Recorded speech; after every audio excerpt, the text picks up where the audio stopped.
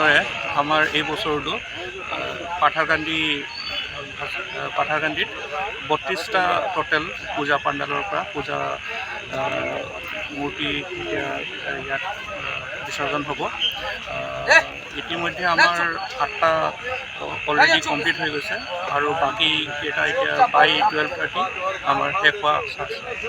আজি ইয়াত আমাৰ পাঠাৰকান্দি যিটো বিসৰ্জন ঘাট আছে তাতে আমাৰ সৰ্বমুঠ 32খন বিসৰ্জন হ'বলগীয়া আছে। তাৰ ভিতৰত 7খন বিসৰ্জন অলৰেডি হৈ গ'ল, সুকলমে হ'ল, কোনো অসুবিধা হোৱা নাই, কোনো জঞ্জাট হোৱা নাই। আমাৰ আৰক্ষীৰ মানুহ, আমাৰ চিভিল এডমিনিষ্ট্ৰেশ্যনৰ অসামৰিক সেৱাৰ মানুহ, সকলো বিষয়াসকল, কৰ্মচাৰীসকল সকলো ইয়াত সুস্থ হৈ আছোঁ, ইয়াত উপস্থিত আছোঁ, নিজ চকুৰে চাই আছোঁ চব বস্তু।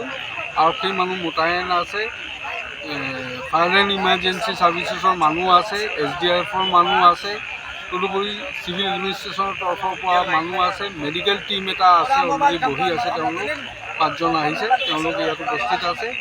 যদি কিবা মানুহৰ কিবা স্বাস্থ্যৰ অৱনতি হয় বা কিবা দুৰ্ঘটনা ভগৱানে নকৰক তেনেকুৱা হওক, যদিও হয় মেডিকেল টীম উপস্থিত আছে, লগালগ ব্যৱস্থা ল'বলৈ আশা ৰাখিছোঁ তেনেকুৱা কোনো পৰিস্থিতি নাহে। অতি উত্তমভাৱে গোটেই প্ৰতিমা নিৰঞ্জন প্ৰক্ৰিয়াটো সম্পন্ন হ'ব বুলি আশা ৰাখিছোঁ। যিকোনো খবৰৰ বাবে যোগাযোগ কৰক 7099017330 লগতে 7099017110 নম্বৰত।